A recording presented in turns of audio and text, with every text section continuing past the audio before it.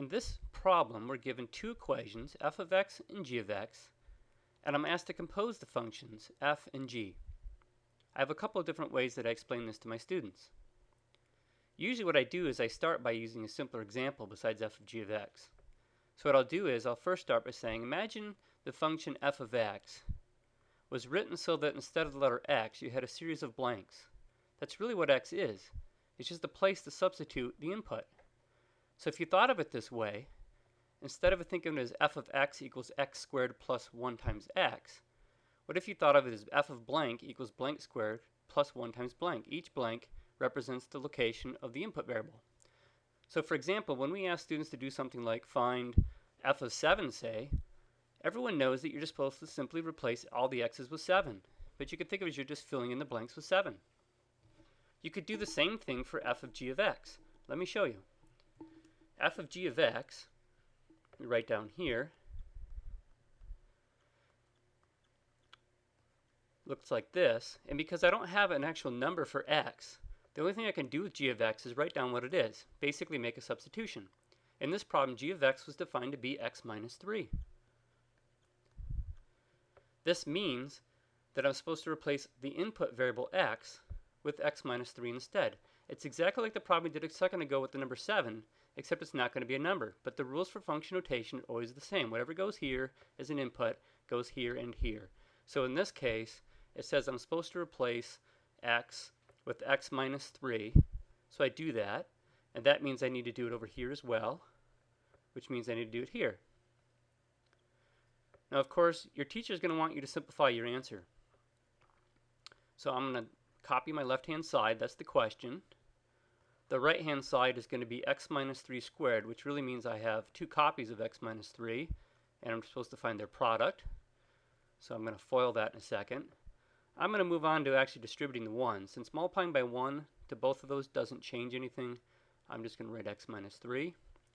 Here I need a FOIL. So I have x times x is x squared. I have x times negative 3 is minus 3x. You'll get another minus 3x when you do this multiplication. And then a negative 3 times a negative 3 is a positive 9. I'll just copy the rest. You got plus x minus 3. Now it's time to combine like terms.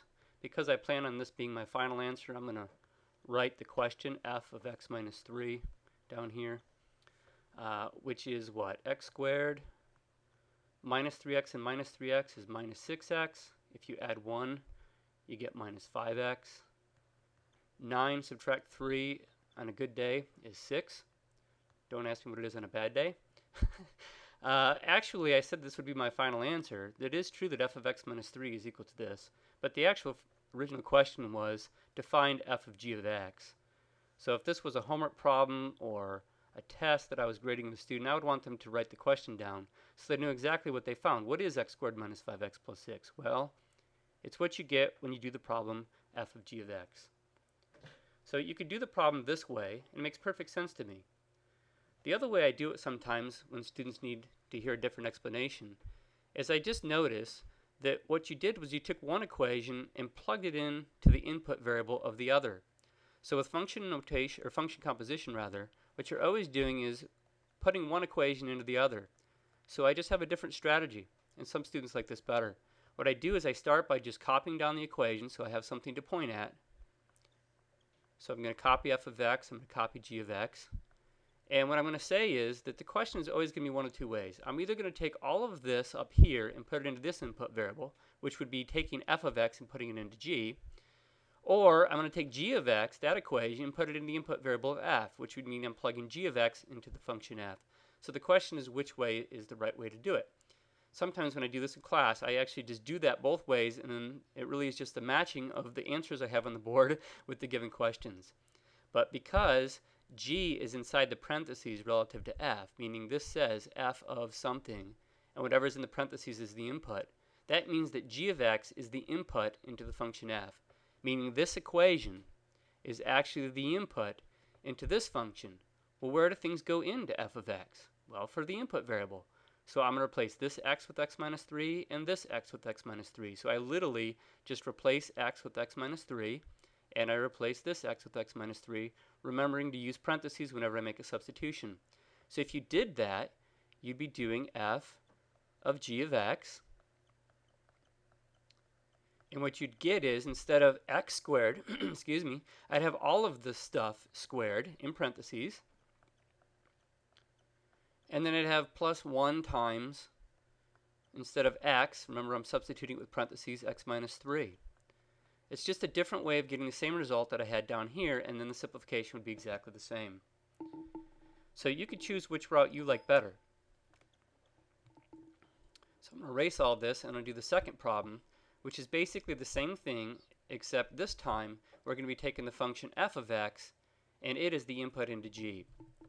So I'm not sure which way you like to think of it better, but I look at this as we have g of some input, and they're telling me that the input into g is the function f of x.